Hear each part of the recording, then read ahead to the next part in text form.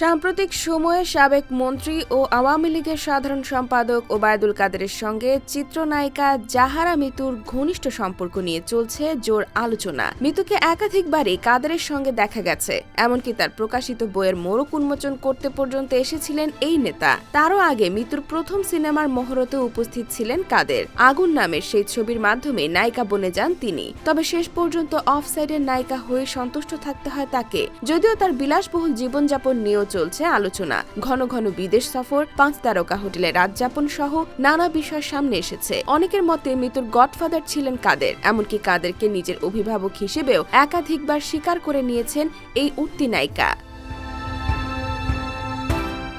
শেখ হাসিনা সরকারের পতনের পর অনেকেই মিতুর সঙ্গে কাদেরের ঘনিষ্ঠতা নিয়ে মুখ খুলতে শুরু করেন। বিষয়টি নিয়ে সামাজিক মাধ্যমগুলোতে চলছে আলোচনা। সম্প্রতি একটি সংবাদ মাধ্যমেও বলা হয়েছে, ওবায়দুল কাদেরের সঙ্গে ঘনিষ্ঠ সম্পর্ক ছিল মিতুর, এমনকি প্রায় রাতেই তাদের দেখা হতো।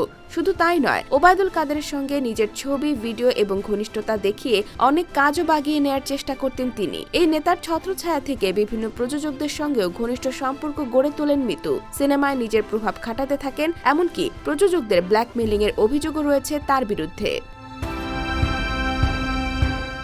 এদিকে ওবায়দুল কাদেরের সঙ্গে নিজের এই সম্পর্কের বিষয়টি অস্বীকার করে ফেসবুকে এক দীর্ঘ পোস্ট দিয়েছেন মিতু। পোস্টে তিনি লিখেছেন, ডিজিটাল যুগে সবকিছুর রেকর্ড থাকে। আমার বাসা থেকে বের হওয়ার সিসিটিভি ফুটেজে যেমন থাকবে, আমি কোথাও গেলেও সেটারও রেকর্ড থাকবে, কল লিস্টেরও রেকর্ড থাকে। এসব বুঝে শুনে নিউজ করতে হয়। দেশের সর্বোচ্চ একজন মন্ত্রীকে মন্ত্রীপাড়ায় প্রতিদিন ঘুম পাড়ানোর নিউজ কোনো মেয়াদ উত্তীর্ণ সবজি সেবনের ফলেই লেখা যায়। এর থেকে হাস্যকর নিউজ আমি আমার বাপের জন্মে দেখিনি। এদিকে সাবেক মন্ত্রীর সঙ্গে নাম জড়িয়ে পড়ায় ক্ষুব্ধ মিতু জানিয়েছেন, কোনো পুরুষকেই তার ভালো লাগে না, বিশ্বাস করতে পারেন না তিনি। এক ধোঁকাবাজের সঙ্গে বিচ্ছেদের পর প্রেম ভালোবাসা থেকেও মন উঠে গেছে তার।